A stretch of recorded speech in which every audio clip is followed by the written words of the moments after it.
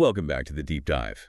Today, we are doing something a little different. Yeah. We're projecting ourselves forward. We're stepping right into the real estate market of 2026.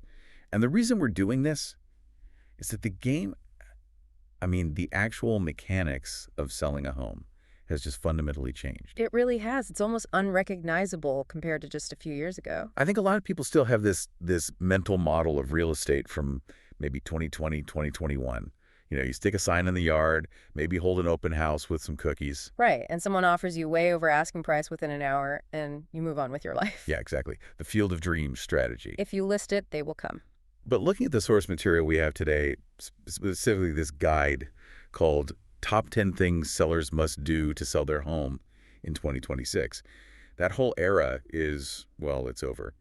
The 2026 market is described as faster, more ruthless, and just so heavily driven by technology. And more unforgiving. I think that's the key takeaway here. The margin for error has it's shrunk. You can't just wing it anymore. So what are we actually looking at here? What's the mission of this deep dive? We are unpacking the specific strategies, the marketing, the pricing, the psychology that a seller needs to actually move a property in the specific landscape.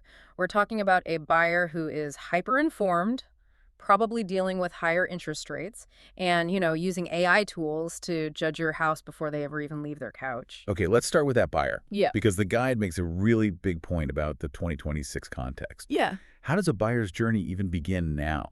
Well, it begins in the dark, usually on a smartphone, probably at 11 o'clock at night. Right. The data shows that the modern buyer is doing an incredible amount of homework before they ever contact an agent. They're not just looking at photos. No. They're looking at instant automated valuations, neighborhood crime stats, school ratings, virtual tours. So by the time they walk through your front door, They've likely made 80% of the decision already. They're just walking in to confirm what they suspect, not to discover the property. that's a huge shift. It means your house has to win the digital beauty contest first. Precisely. You aren't selling a physical structure, not initially. You're selling a digital asset. And if that digital representation is weak, the physical showing just never happens. Okay, so if the buyer is that critical, we have to talk about strategy. The guide breaks this down into 10 steps, but I want to group them to kind of make sense of the flow. Let's start with the most controversial one, money. Step 1 is price it right from day one. And this is where most sellers trip up immediately. Well, the instinct is start high, right? You can always come down. It feels like basic negotiation theory. Why does the guide say that's so dangerous in 2026? Because of something called the critical window. In the algorithmic era of real estate, your listing has a shelf life of about 14 days. Only 2 weeks. That's it. During those first 2 weeks, the listing portals, Zillow, Redfin, you name it, they push your home to the top of the feed. It's marked as fresh. It triggers push notifications to every single buyer who has a saved search in your zip code. You have maximum eyeballs. So if you overprice it during that window, You waste your moment of fame. You are presenting an overpriced product to the biggest audience you will ever have. And they see the price, they compare it to the data on their screens, because remember, they have all the data too, and they just scroll right past. They don't schedule a showing. and then what happens? Then you enter what I call the stale zone. You eventually drop the price, sure. But now you're on day 45. The new listing tag is gone. Buyers see the days on market counter ticking up. And then psychology kicks in. They don't think, oh, a bargain. No, they think, what's wrong with it? Exactly. Why hasn't anyone else bought this? It creates a stigma. It's just like dating apps. If a profile has been up there for 6 months, you assume there's a hidden red flag. You wonder why nobody else has swiped right. That is a brutal, but wow, a perfect analogy. And the guide is very specific about this data point. Homes priced within 5% of their actual market value sell 3 times faster. 3 times faster. Yes. And here's the counterintuitive part. By pricing it accurately, or even a little aggressively, you create urgency. You get multiple people interested at once during that 14-day window. Which leads to a bidding war. Exactly. So by pricing it lower than your shoot for the moon price, you often end up selling it for more than if you had started high. You let the market bid it up, rather than you chasing the market down. That makes so much sense. But the price is just a number on a screen. It has to be attached to something visual. And this brings us to step 5 in the guide. Invest in professional photos and video. It's non-negotiable. Is it really? I mean, phone cameras are pretty good these days. I've seen some amazing 4K video shot on an iPhone. The technology isn't the issue, it's the technique. The guide is blunt. Phone pictures signal that you're not serious. It's about lighting. It's about angles, composition. But more importantly, in 2026, it's about flow. What do you mean by flow? Static photos can be deceptive. We've all seen photos where a room looks huge and you get there and it's a closet.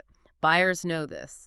They want video walkthroughs or 3D tours that show how the kitchen connects to the living room. Does the layout make sense?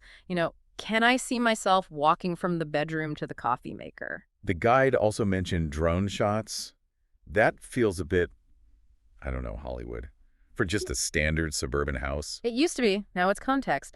Drone footage answers the question, where do I fit in the world? It shows the lot size, how close the neighbors are, how close you are to the park or the school. It builds a narrative of the lifestyle, not just the drywall. Does it actually pay off, though? Yeah. Or is it just vanity for the agent? The ROI is immediate. The stats in the source show that professional photography leads to selling 32% faster. 32% is massive when you're paying a mortgage every single month. Exactly. If the photography costs, say, $1,000, but it saves you 2 months of carrying costs, mortgage, taxes, insurance, utilities, it has paid for itself 5 times over. It's an investment, not an expense. Okay, so we've priced it to move. We've made it look like a magazine cover online. Now the buyer actually clicks schedule tour. They show up. So now we're dealing with a physical product. Step 2 involves strategic repairs. And the key word there is strategic. Right, because the guide draws this really interesting line between strategic repairs and emotional repairs. I think a lot of people assume they need to renovate the kitchen to sell. I got to put in the quartz countertops. And that is usually a mistake. That's an emotional repair. You're trying to make the house into your dream home just as you're leaving it. The data shows you almost never recoup the full cost of a major renovation, like a kitchen or bath remodel, right before a sale. So what is a strategic repair then? It's the unsexy stuff, the big-ticket items, the roof, the HVAC, the foundation, the electrical panel. The stuff that keeps the house standing. And the stuff that kills deals. See, when a buyer walks in and sees a dated kitchen, they think, okay, I can update this later. It's a cosmetic objection. But if they see a water stain on the ceiling or a furnace from 1995, that sounds like a jet engine. Panic. Panic. They assume there are hidden problems they can't see. It triggers a fear response. Strategic repairs are about removing objections. You aren't adding value so much as you are preventing the buyer from subtracting value. The guide suggests a pre-listing inspection. That sounds terrifying. Do I really want to know everything that's wrong before I list? You absolutely do. Because if you don't find it, the buyer's inspector will. And when they find it, 2 things happen. 1, the buyer loses trust. And 2, they will demand a credit to fix it, and they will always overestimate the cost. Right. If I fix the faucet, it cost me $50 in an hour. Yeah. If the buyer asks for a credit for the leaky faucet, they want $500. Exactly. Control the narrative. Yeah. Fix the safety issues, the leaks, the peeling paint. Leave the granite countertops for the next person. Okay, step 3. My personal nemesis. Decluttering. The guide calls clutter the silent deal killer. It is the #1 reason buyers can't connect with a home. The rule of thumb in the text is pretty aggressive. It says to remove 50% of your visible possessions. 50%. It sounds extreme, but you have to understand the psychology. When a buyer walks into your home, they're trying to run a mental simulation. Can I see my life here? And they can't do that if they're looking at my life. Correct. If they are looking at your family photos, your collectibles, your stack of mail, your toothbrush, they're just distracted. They feel like intruders in your space rather than future owners of their space. So clear the counters completely. Completely. Maybe a coffee maker, that's it. But the guide emphasizes something else. Closets. Why closets? No one lives in the closet. Because closets represent storage capacity. If your closet is jammed full of clothes and coats and boxes, the subliminal message you are sending is, this house doesn't have enough storage. Even if the closet is huge. Yes. It just looks like it's bursting at the seams. If you empty it by half so there's actual space between the hangers, the message changes to, look at all this luxurious space. It is such a simple mind trick. Selling a home is largely managing perceptions. You are managing the perception of space. Which segues perfectly into step 4, staging. Now, is staging just decorating? Because, I have good taste. Can't I just use my own furniture? You might have great taste for living, but that's different from selling. Staging is marketing. What's the difference? Decorating is about personal comfort and style. Staging is about flow, scale, and neutrality. It's about showing the potential of the room. A professional stager knows exactly how to place furniture to make a room look bigger and to guide the eye to the focal points, like a fireplace or a great view. But it's expensive. Physical staging can cost thousands. It can be $2,000 to $6,000, but the return is typically 5 to 15% on the sale price. It defines the space. What about empty houses? I've seen listings that are just, empty rooms. They feel cold. They feel small, actually. Without furniture for scale, it's hard to judge if a king-size bed even fits in a room. For empty homes, the guide suggests virtual staging. That's the digital version. Right. For maybe $50 to $100 a room, an artist digitally adds furniture to the photo. It helps the online shopper, who we already established is the most important person here, visualize the potential. It's a very high ROI move for vacant properties. But you don't have to stage the laundry room, right? No. If you're on a budget, you focus on the money rooms. Living room, primary bedroom, kitchen, those are the emotional centers of the home. That's where the decisions are made. Okay, let's move outside. Step 6, curb appeal. We've all heard first impressions matter. But in real estate, the first impression sets the confirmation bias for the whole tour. Explain that. If a buyer pulls up and sees overgrown bushes, a dirty driveway, and peeling paint on the front door, their brain immediately labels the house as neglected. So when they walk inside, they're just looking for more neglect. Exactly. They're looking for reasons to say no, but if the driveway's power washed, the mulch is fresh, and the front door is painted a crisp, welcoming color, they feel relief. Okay, this place is taken care of. They walk in with a positive bias. The guide puts a price tag on this, maybe $500 to $2,000. Which is peanuts. Power washing and mulch are the cheapest equity you can buy. Okay, moving to step 7. This one feels like a lifestyle tax on the seller. Be flexible with showings. The mantra here is access equals offers. But it's so inconvenient. You have to keep the house clean all the time. You have to leave when people want to come over. It is inconvenient. But the hard truth is, selling a house is a job. And if you make it hard for the customer to see the product, they won't buy it. What if I just say no showings on weekends? Then you probably won't sell your house in 2026. The modern buyer is busy. They are juggling jobs, kids, side hustles. If they have a window at 6 p.m. on Tuesday and you say no, they don't reschedule, they go see the next house on their list. And they might buy that one. Correct. The guide emphasizes using a lockbox. Let agents get in when you aren't there. You have to remove the friction. The easier you make it to buy, the faster it sells. Okay, I want to get to the most complex part of this guide. Step 8. Understand today's buyers and financing. This feels like the part that really separates 2026 from 2021. Absolutely. We are in a different financial environment. The buyer isn't just price sensitive. They are payment sensitive. Because interest rates are higher than they used to be. Right. A buyer might love your $500,000 house, but at current rates, the monthly payment might be out of their reach. So simply lowering your price by $10,000 doesn't actually help them that much. It changes the monthly payment by maybe $60. It's negligible. So what can a seller do? You can't control the Federal Reserve. No, but you can control the effective rate for the buyer. The guide talks about creative financing solutions, specifically rate buydowns. Walk me through that. How does that work? Instead of dropping your price by $10,000, you take that same $10,000 and you pay it to the buyer's lender at closing. That money is used to buy points that lower the buyer's interest rate for the first year, 2 years, or even permanently. So I, the seller, am subsidizing their mortgage. Yes. And that subsidy might lower their monthly payment by $300 or $400 a month. That's way more impactful than the $60 savings from a price drop. Exactly. You are solving their actual pain point, which is cash flow. You get to keep your sale price high, which looks good for the neighborhood comps, but you make the home affordable for the buyer. It's a win-win. That is incredibly smart. But there's an even bigger card to play here if you're lucky. The assumable loan. This is the golden ticket. Okay, explain this like I'm 5. Okay, so let's say you, the seller, bought your house 4 years ago.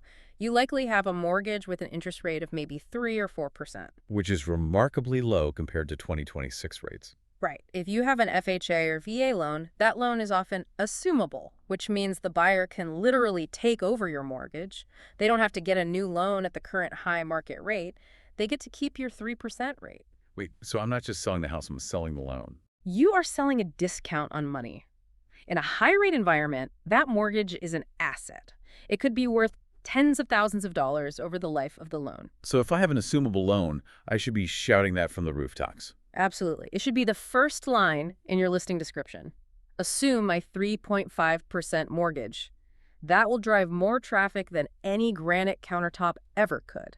That completely changes the negotiation dynamic. It does. You aren't just selling a colonial with a two-car garage. You are selling a financial instrument that simply doesn't exist anymore in the open market. This really ties back to what we said at the start about understanding the context of 2026. It's not just about curb appeal in the traditional sense. It's about financial appeal. Correct. The seller who understands the financial friction points of the buyer and helps solve them is the one who wins. So let's zoom out and recap. We have covered a lot of ground here. We have. It's a dense guide. But let's try to summarize the journey. We've got the strategy of pricing. Do it right in the first 14 days to catch the algorithm wave. Don't play games. Right. Then we got the visuals. Professional photos and video are the baseline, not the bonus. It has to look perfect on a phone screen. We talked about the physical product. Strategic repairs over emotional renovations. Don't fix the kitchen, fix the roof. And aggressive decluttering, empty those closets. And staging. It's not decorating, it's marketing. Define the space for the buyer. And we talked operations. Curb appeal to set the bias before they walk in. And flexibility with showings to capture every possible lead. And finally, financial creativity. Using rate buydowns and assumable loans to solve the affordability puzzle. Sounds like a lot of work. It is a lot of work. But I think the unifying theme here is friction removal. Friction removal, I like that. Think about it. Every step we just discussed is about removing a barrier. You remove the friction of a too high price. You remove the visual friction of bad photos. You remove the physical friction of a leaky roof or a cluttered room. You remove the scheduling friction. And you remove the financial friction of the monthly payment. The seller who removes the most friction wins the deal. That's it. In a market that is selective and expensive, the path of least resistance is the path to the sale. That is a fantastic mental model. It moves us away from hope and into execution. And in 2026, relying on luck is not a strategy. The data is there. The tools are there. You just have to do the work. Before we wrap up, I want to leave our listener with one thought. We touched on the assumable loan, but I think it points to something bigger. I agree. It raises a really provocative question about the future of real estate value. Which is? We've always heard location, location, location. But are we moving into an era of financing? That's interesting. I mean, if you have a transferable 3% mortgage locked in for the next 20 years, that debt is actually an asset. It makes me wonder if in the future we will see homes marketed primarily by their debt terms rather than their square footage. Are you buying the house? Or are you buying the loan that's attached to it? That is a mind bender. Yeah. You might buy a mediocre house just to get the great interest rate. It's entirely possible. The mortgage might be the new asset class for the middle class. Well, on that note, if you're selling in 2026, check your paperwork. You might be sitting on a gold mine you didn't even know about. Thanks for listening to The Deep Dive. Good luck out there, and we'll catch you on the next one. See you next time.